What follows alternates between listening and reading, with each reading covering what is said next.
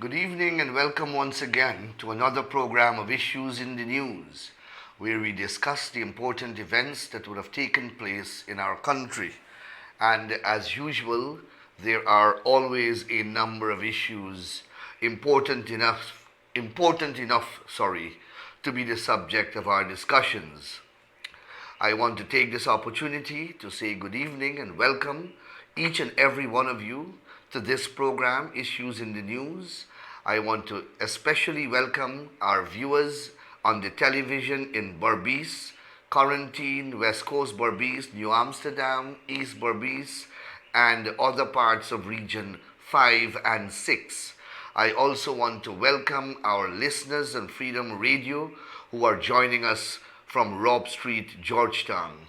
And of course, I want to welcome each and every one of you on our Facebook transmission right across the length and breadth of Guyana, as well as across the Caribbean, North America, Europe, and even further afield. Welcome once again to another program of Issues in the News. So we have just come out of a very long Easter weekend, and that followed Padua weekend. There have been a lot of celebrations, but of course we are severely affected by an increase in COVID-19 infections.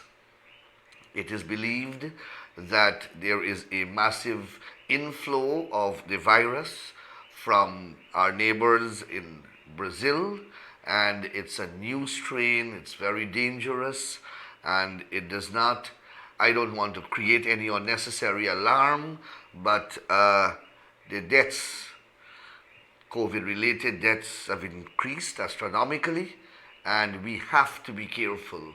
We have to follow the COVID-19 guidelines. We have to observe the COVID-19 protocols. We have to obey the orders of the task force as it attempts to keep us safe. Please, this is a public appeal that I am making. Please observe the COVID-19 protocols and regulations. Please keep your masks on. Please maintain the requisite social distancing, and please observe the other guidelines. This is a life and death situation. We have to battle and tackle this thing together, because if not, we can all perish. This is a matter of life and death. So we can't make fun of this. We can't view this lightly. This is a matter of the gravest of importance, and I appeal to all of you to take the necessary precautionary measures. Moving on from COVID, the Ministry of Health is attempting to vaccinate more than 40,000 persons this week. And I believe they have dropped the age to age 40 and above. So please ensure that you find yourself somewhere where the vaccines are being disseminated, and some 40,000 persons are targeted for vaccination this week. We have to up the ante. We have to up the aggression against this virus for obvious reasons. So please cooperate, and please ensure that you are at a place where the vaccines will be disseminated this week. 40,000 are expected to be completed, and next week we will move at perhaps a greater pace once that is possible. And of course, in our manifesto, we promised online scholarships. We promised 20,000 online scholarships, and you would have read in the newspaper and in the media that that scholarship program is now unfolding by the ministries of public service as well as the Ministry of Education. So please, the two ministries, education and public service, are jointly administering the scholarship program. Please ensure that you, if you wish to avail yourself of this program, please ensure that you comply the necessary application form and you are part of the program. Universities, including universities from the UK, from North America, India, Germany, I think China are among the universities that are offering scholarships or are part of this scholarship program. So there are various disciplines that there, so you have a wide repertoire of areas of study that you can review and choose one of your liking. I ensured that there are areas of the law that are important for our legal system, for the enforcement of our law, for investigating in forensic medicine and other areas of detection and investigations. There are areas there for you as well. We have forensic medicine, we have ballistics, we have fingerprinting studies, we have training to do with firearms, we have a whole host of specified areas in policing, like handwriting experts. There are courses in all these areas: ballistic, fingerprinting, DNA testing, and a whole host of areas in the forensic sciences that are available. I am encouraging our police officers, I'm encouraging persons who are interested in law enforcement to examine these areas and make the application to be trained in these areas. These are the areas that we have to improve our state apparatus on, our investigative ability, if we are to seriously detect and tackle the crime situation. We have to do it scientifically. And that is why I ensured that in these scholarship programs, there are over 100 places. There are over 100 places in the scholarship program offering these areas of study. And they are all being done online. Please ensure that you are part of this program. Don't wait until the programs have started and the academic year has started and then trying to rush to get it done. Please be part of this program so that we can continue this drive to educate our young people in particular, but obviously across the population divide. And there is no discrimination here. Any person, any Guyanese who is qualified for these scholarships, I am assuring you, we are assuring you as a government, you have a fair opportunity of getting one of these scholarships. But you can only qualify, you can only be considered if you have an application in the system. So please ensure that you get an application in the system, but also that you peruse the various areas and discipline of study and you choose wisely. Please ensure that you do that.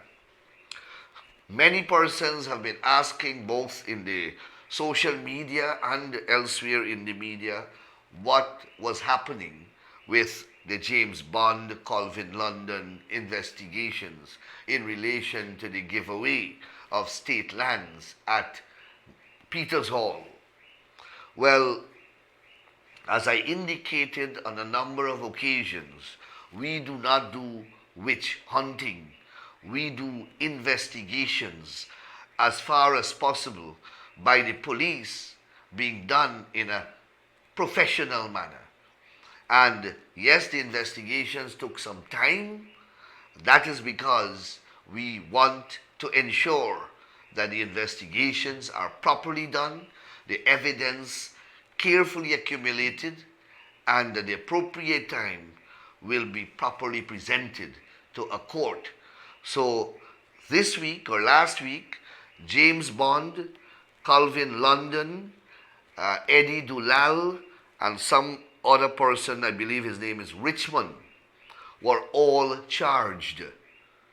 I repeat the names: James Bond, Calvin London, Eddie Dulal, and Richmond were charged with a number of offenses relating to conspiracy to defraud the state and NISIL of public lands. You will note that these are the persons who are implicated, and those are the persons who are charged.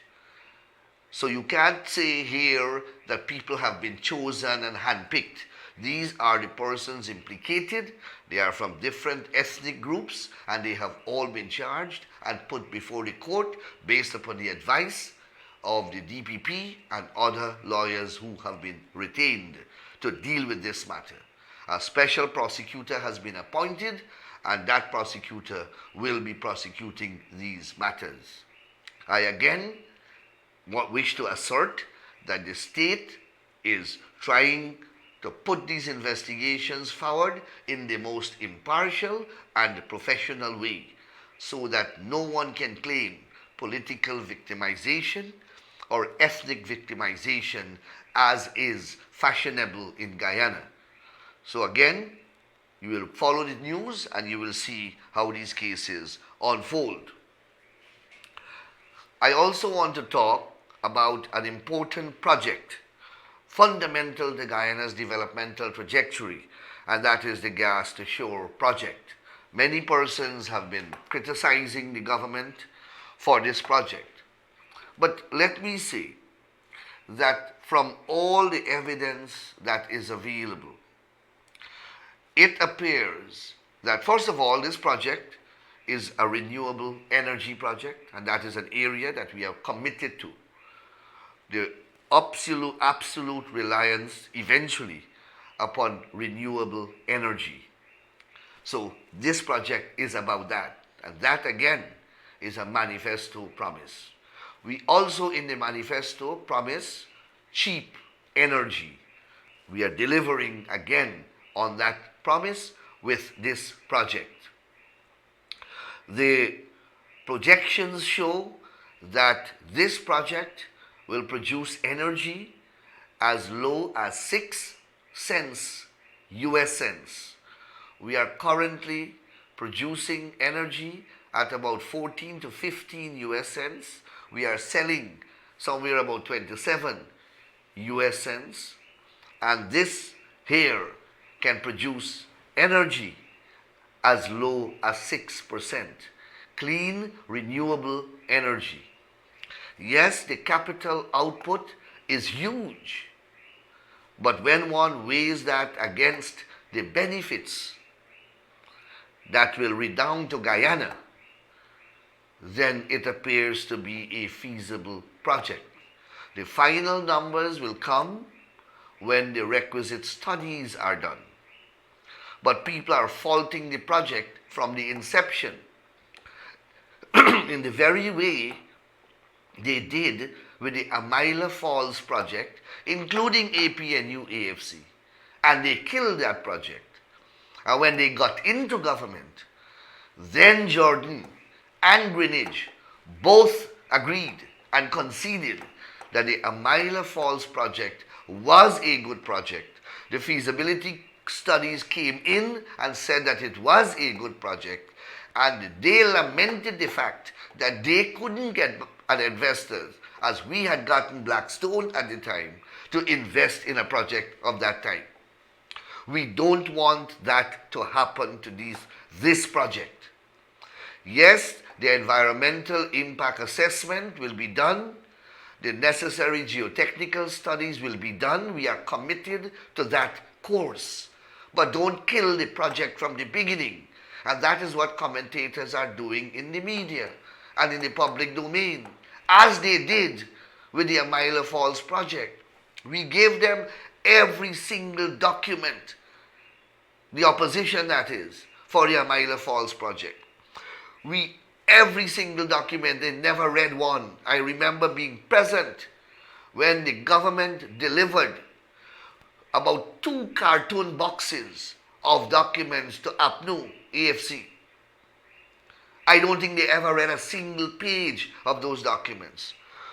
We arranged with them to do a flyover. We government paid, chartered an aircraft, and ensured that they flew over the project so that they can understand in dry season the level of the water. Recall that they said that the waterfall would dry up and the project would flop. Foolish, unscientific, uneducated argumentations were advanced. A project of that magnitude being done by a company of the caliber of Blackstone. Blackstone is Google Blackstone and you will understand the size of that company and the type of projects that that company would have done. And I'm speaking about hydro project. Specifically, the company specializes in that. And it did it all over the world. You think that company would put its international reputation on the line and come and do what was relatively a small project in Guyana and tarnish its name? But that is what were being canvassed in the press. And they used their one-seat majority and they got public support. They used their one-seat majority to vote down the project, although that project would not have cost Guyana a single dollar from the treasury. All we had to do as a government was to guarantee by a power purchase agreement, we had to guarantee purchasing the power generated. And obviously we would have purchased the power generated because the power was going to be generated at half the price that GPL is generating power at using heavy oil. And those realities, those statistical realities, and all the benefits that would have flown from that project, were all rejected by APNU AFC. Using their one-seat majority, they voted down that project in the National Assembly, voted all the monies out of the budget, cut the budget funding for it, and also we had to increase a debt guarantee. They increased it about 4 times when they got into office, but they didn't permit us to increase our debt guarantee for that power purchase agreement to be guaranteed, to be signed, and so that it could have been enforced and made it enforceable. That is all that we had to do. Sign a power purchase agreement to purchase the electricity produced by Amila Falls. And they killed that project. And I get the feeling that there is a grouping of persons who want to kill this project. Imagine if we are able to drop the cost of energy by 50%. By 50%, and that's the maximum, the minimum that it will go. It can go lower. What that will have, the impact that will have on the manufacturing sector, the impact it will have on the cost of goods, the impact it will have on our light bills, the impact it will have on Guyana as a whole. We have to take risks. Ask any successful person in the world, ask any businessman in the world if they reached to their pinnacle without taking risks. That is the nature of success. It comes with taking risks, but prudent risks, calculated risks, risks that are studied, risks that are based upon empirical scientific data, not fly-by-night schemes. And this project is one that is guaranteed to be successful. So please, let's support this project. And the government will release more information. We don't hide information from anyone. That's why as soon as we come into government, We released all the documents in relation to the oil industry. When we gave the second license for Lisa Payara license, we made it public. Immediately we made it public. We are not hiding anything. And persons are there, they can go back and read it and read the alterations that we have made to it. Read the adjustments that we have put into it. Although we are operating under the constraints of an agreement, we can't depart from the four corners of the agreement.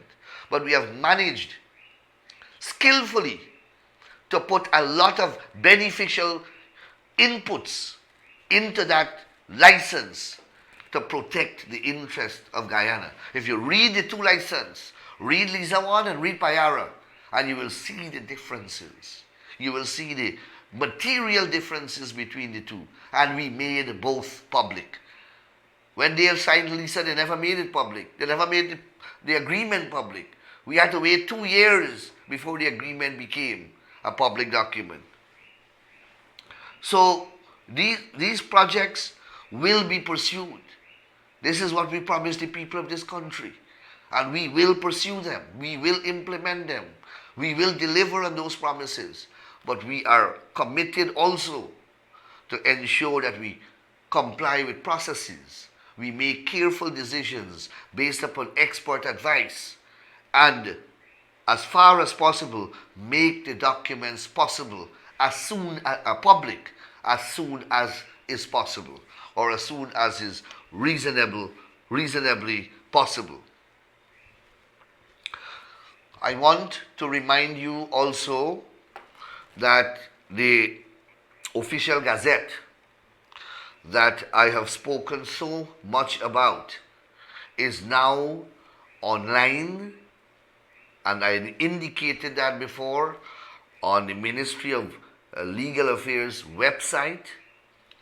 It is online as an attachment to various ministries' website. It also can be accessed from Department of Public Information website, and it is now on the social media. It is now on Facebook.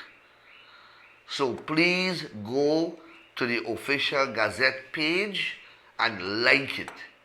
By liking it, by pressing that like button, you know that it will come to you, it will come up on your news feed every time a Gazette is published. Or you can go and search for it in your search bar on Facebook, and you will see the Gazette. Please read it. We have modified the entire database and website apparatus to make it reader friendly. You can go, it's supposed to have a content page where you can search and go to the very thing that you're looking for. There is also a search engine, and you can search by words. So if you're looking for transport and you type in transport, it's supposed to take you straight to the section of the Gazette dealing with transport. It's supposed to be the same on the Facebook as well. We have uploaded it in pixel format on Facebook so that you can even read it on your phones. You don't need to go to a computer. You can read it just like you are reading everything else on Facebook on your phone, on Facebook. So please like it, encourage others to like it, share it, and make it attractive. Make sure you go on it every day once you own property. Once you want to know anything about what is published in the Gazette, you can get it there. Remember, this thing here is important. Reading the Gazette is important if you want to be vigilant and protect yourself and your property against fraud. There are a lot of fraudsters out there who are cheating people of their property by all manner of nefarious means. If you are vigilant and you read the Gazette regularly, you can stop a possible fraud being perpetrated against you or someone you may know. If you see their property advertised, give them a call, send them a message, and say, look, Mr. Jones, your property is in the official Gazette. Are you aware? Are you actually part of that transaction? Do you know someone is prescribing against your property? Do you know someone is transferring your property? Do you know that someone is mortgaging your property? All that information you can get from the official Gazette.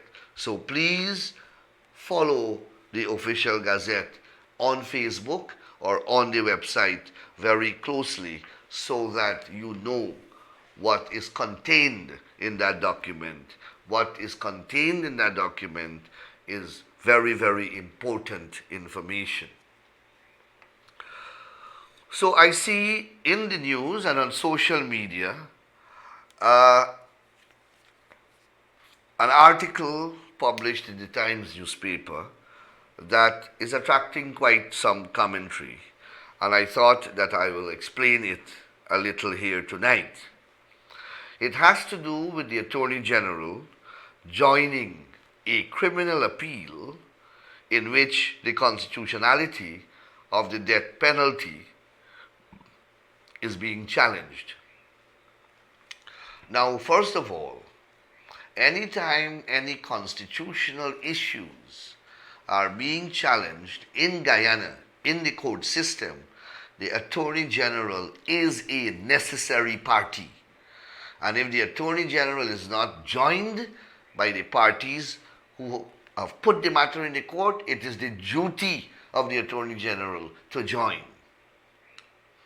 So in this case, 3 persons or 4 persons have been convicted for murder in the High Court by a jury, and they have appealed to the Court of Appeal against their conviction. This is a criminal matter, a murder matter. They were convicted for murder and they are appealing to the Court of Appeal. In their criminal appeal now, one of the grounds upon which they are challenging their appeal, the decision of the court, the High Court that is, one of the grounds upon which they are advancing is that the death penalty that has been imposed by the court below is an unconstitutional penalty. The court began to hear arguments, and then it was realized that the Attorney General should be a necessary party. And in those circumstances, the Attorney General joined, as I am entitled to do. The death penalty, let me make it very clear, is still on the constitutional, is still permitted by the Constitution of Guyana. The Constitution of Guyana can only be changed by Parliament. In that regard, in relation to that particular provision, it can only be changed by a 2/3 majority. We have signed on to international agreements, we have signed on to international treaties in relation to the death penalties. I am aware of Guyana's international obligations. We have already modified the death penalty application in so much or insofar as it can only apply to certain specified types of murders. It does not apply in every murder case.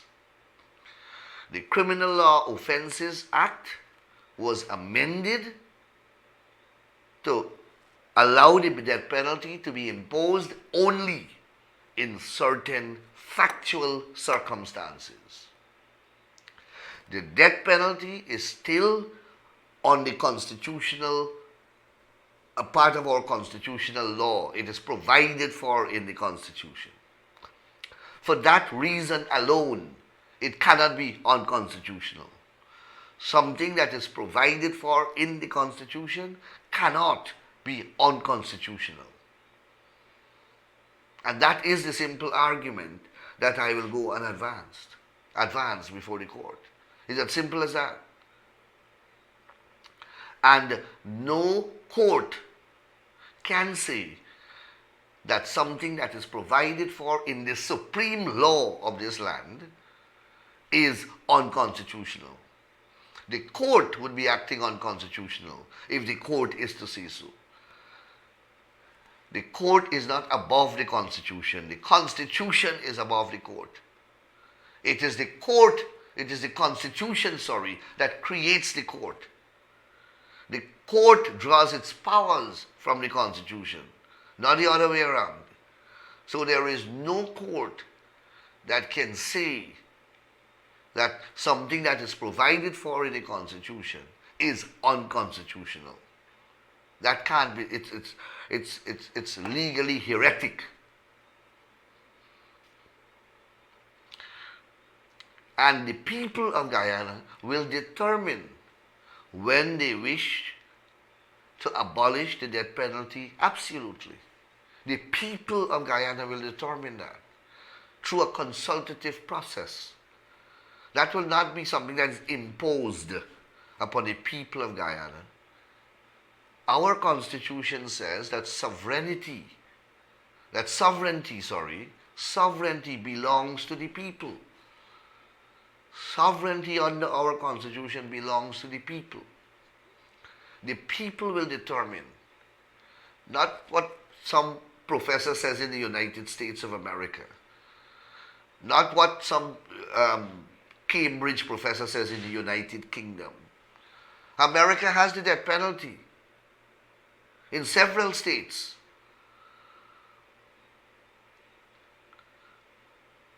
So no professor from whichever part of the world will come here and pronounce upon whether the death penalty should or should not be abolished in Guyana. Absolutely. The people of Guyana will determine that.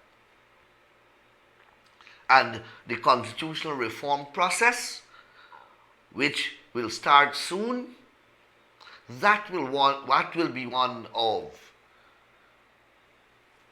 the items or issues that will obviously be under review. And we will see what the people of Guyana say on the matter. But we are not going to abolish and amend our Constitution through a side wind, through some court decision. That is not how our constitutions are amended.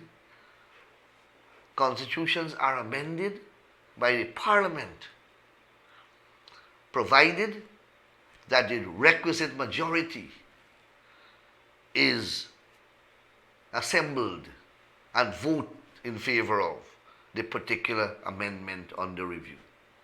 That is how constitutions are amended. And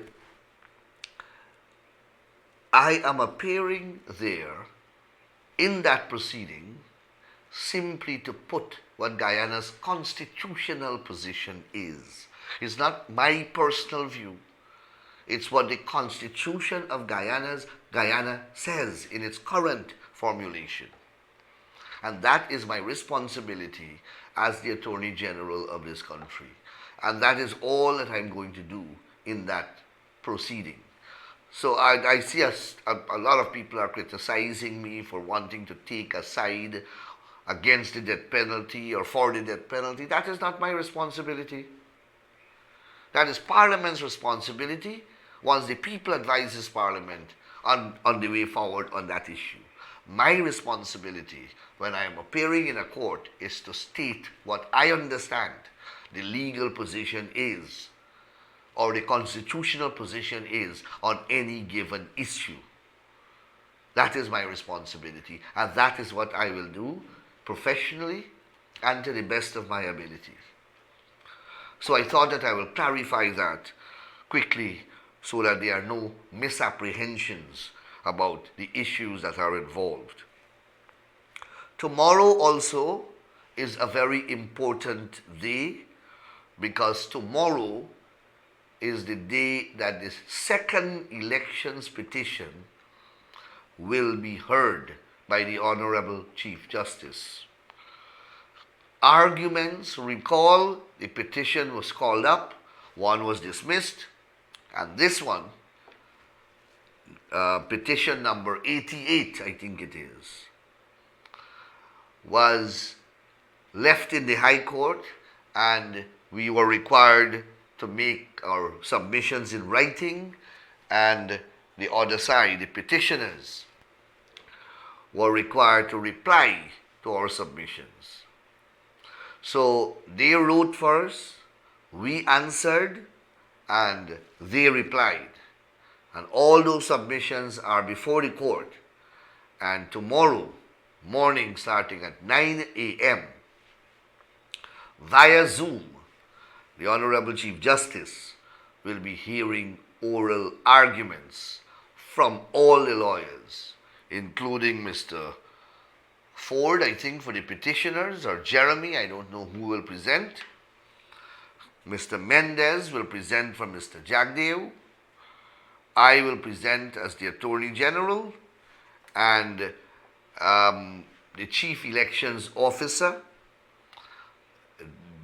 will be represented by Mr. Astafan, Senior Counsel, and Mr. Astafan will also be presenting his arguments as well. So I believe that the hearing is going to be public, as it normally is. So you can get the Zoom link. I don't know if it is possible, if it is available to the public, but if you have it, you can join in.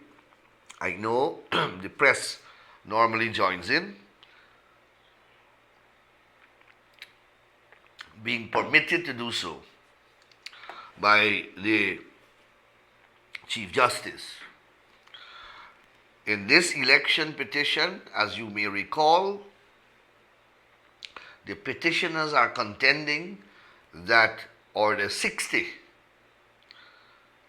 of 2020 was unconstitutional. Order 60 was an order that was made by GCOM, under which the recount was done.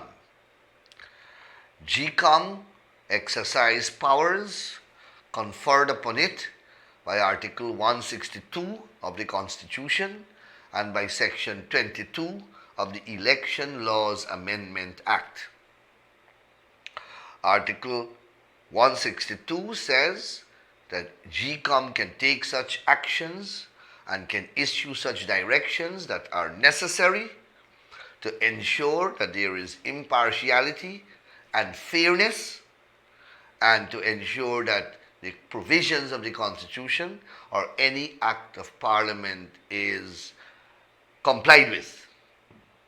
Section 22, as I recall it, says that GCOM can, by order, make regulations, amend any laws, if there are any difficulties, in order to resolve those difficulties.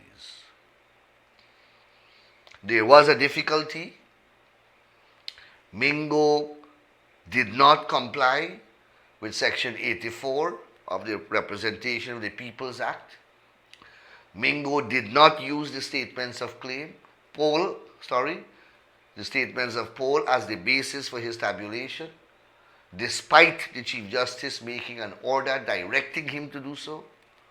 And Mingo proceeded to declare results that were different from the ballots in the ballot box and that are contained in the statements of poll. The whole world saw that. As a result of that difficulty, GCOM agreed and made a decision to do a recount. That decision of GCOM came and was buttressed by an agreement between President Granger and Leader of the Opposition, Bharat Jagdeo. That recount was put on hold because Ulita Moore attempted to stop that recount. Ulita Moore went to the High Court and attempted to stop it. Then Ulita Moore, the High Court ruled in favor of Ulita Moore. We appealed Ulita Moore to the full court. The full court, comprising of the Chief Justice and Justice Harnanan, said that the recount can go forward. They appealed the full court decision to the Court of Appeal. And the Court of Appeal said that the recount can go ahead. It is only then that the recount went ahead.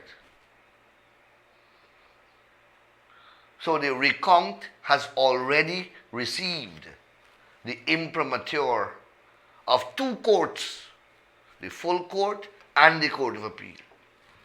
Recall, the recount was put on hold until that matter went all the way to the Court of Appeal. And they didn't appeal to the CCJ, they left it like that. And then we moved to the recount.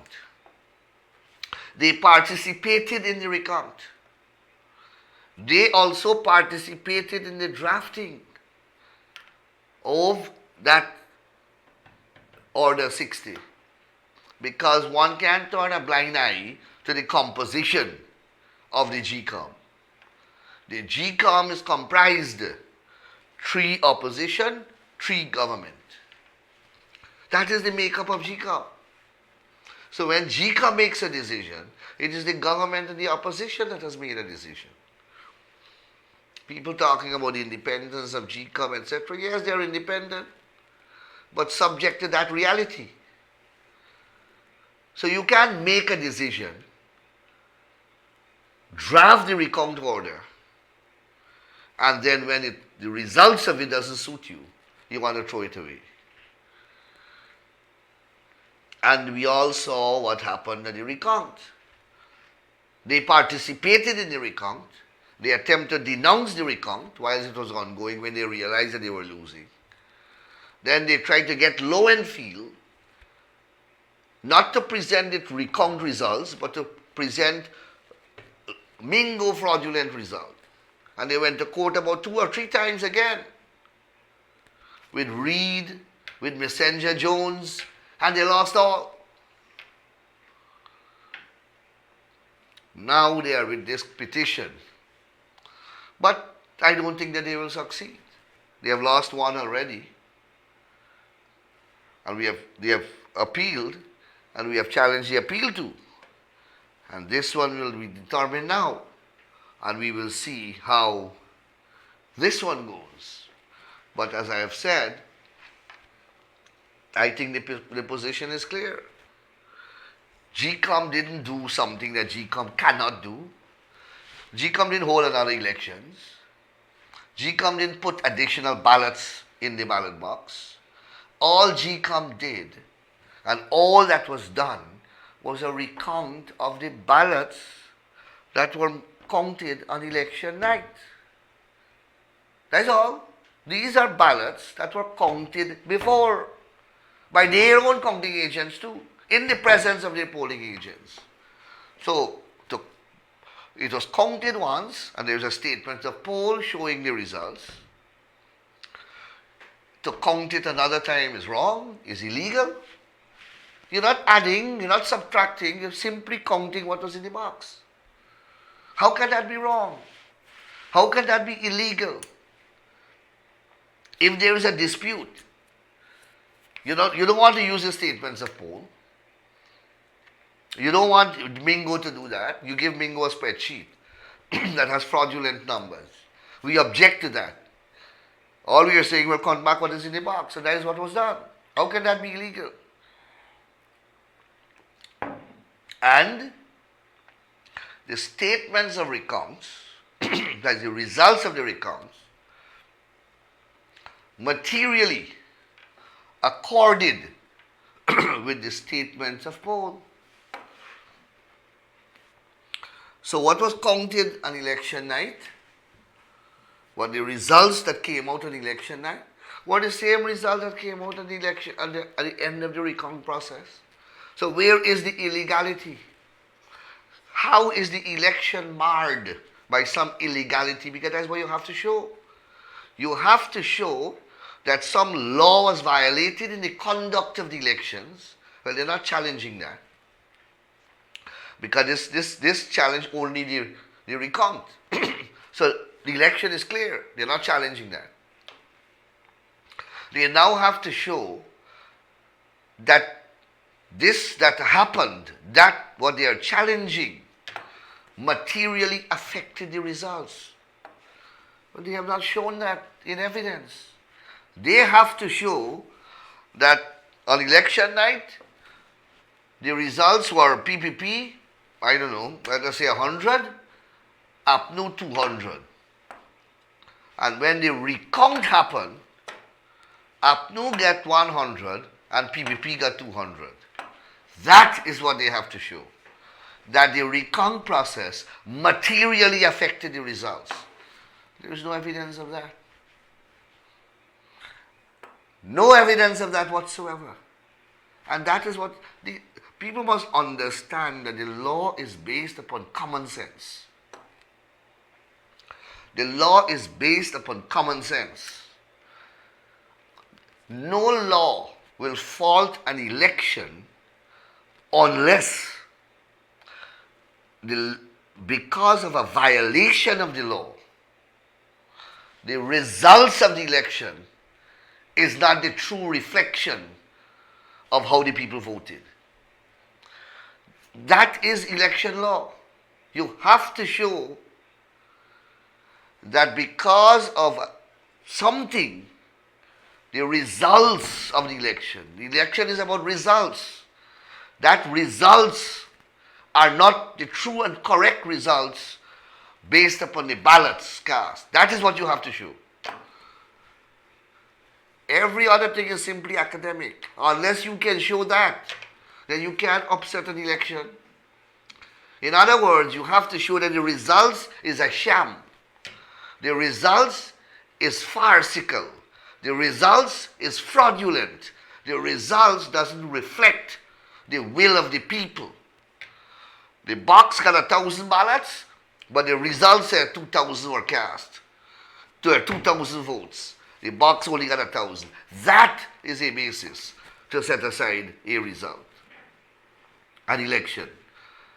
Not that some act was not complied with in some ceremonious way, but that didn't affect the election results. So 2 ballots were in the box and 2 were counted.